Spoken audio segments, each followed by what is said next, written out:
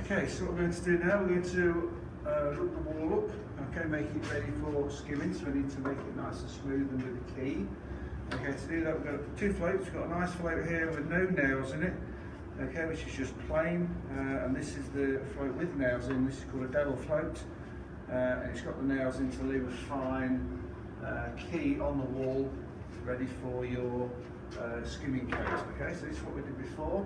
It's now quite dry, okay, and as you can see, little circles, it brings up the surface nice and smooth. You don't want to rub up while the wall's too wet, because then you'll rub it up into hollows and it won't be quite difficult to do. Alright, so first thing we need to do, alright, we've still got the dots in here, so we need to take the dots out.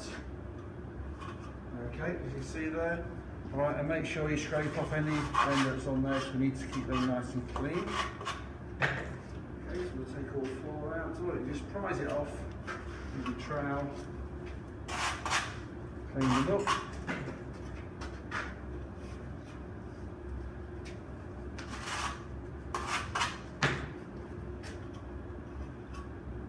Okay, so when you're rubbing up, it all depends on the background. So if you've got a high suction background, it will rub up a lot quicker. Okay, and if it's a low suction background or a wet background, then the render will stay wet for longer, so then it will take longer, it'll be ready longer for you to rub it up. Okay, so we're taking the dots out. These can actually be done as you're rendering the wall, if you've finished rendering it and then filled in, or you can do them when you're rubbing it up. Okay, so you get a little bit of render on your hawk. Okay. And then we need just to get a bit on your float, take it off exactly the same as we'll do your trowel. We're going to fill in the gaps there where the dots were. You don't have to roll it off because your float as you're rubbing up will act as the rule, so your wall will still be flat. Okay, so all it is then is circular motions with a float with no nails in it. So just take it across, bit of pressure. The drier it is, the more pressure you need. Sometimes it's dried out too much, you may need to sprinkle a bit of water on. Okay, and then the shade there is, you've got the hollows, just put a little bit of render on your float. Okay, from your hawk and put it on the wall, like so.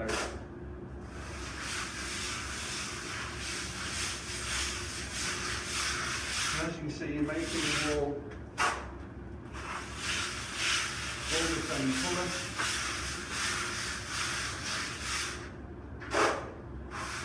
And the colours fill in.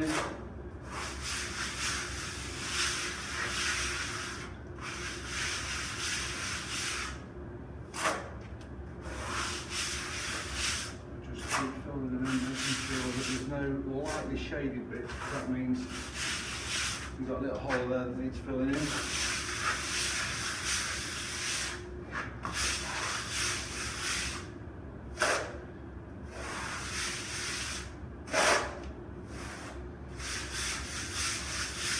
So the idea is to get it nice and smooth, okay?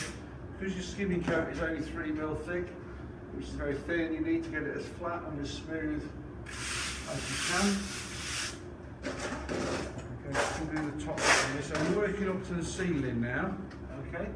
So the idea is to clean that ceiling angle out, so you scrape across with your trowel, off the ceiling, and then the wall.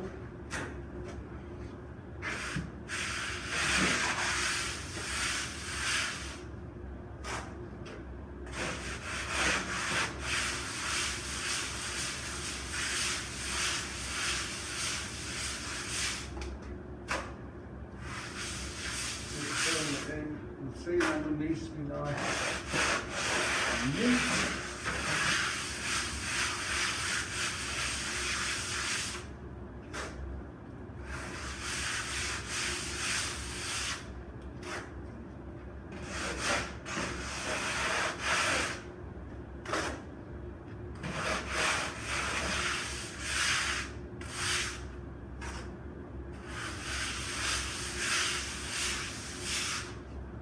Okay, so when you're happy with that, obviously you need to do the floor as well.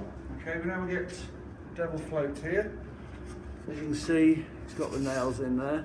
Okay, you don't want to have them protruding too much. Okay, now it needs to be a nice key, but not too deep into your floating cone. Okay, so with the devil float then, the idea is to do it in a figure of 8 motion. So you like this, okay, just taking it across. You need to be lifted out a little bit further.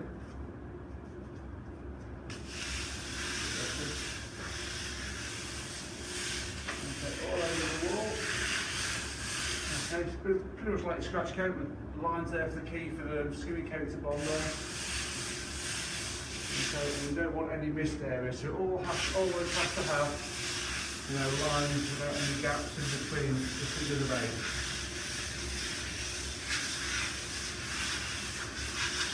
8. Like so. Okay. When you get proficient at rubbing up, okay, as long as your background once you've rendered is nice and smooth, sometimes you can key it up, float it up straight on with the devil float and don't use the other float. But the background has to be pretty smooth with minimal marks in it. Okay, there we go. Devil float. Sometimes when you get down to the floor, you have to do it like a circular motion. Okay, so we see that we go down to the floor. So when we get to the floor, where the wall meets the floor, just put the float at a junction. Okay, and just pull it across the bottom.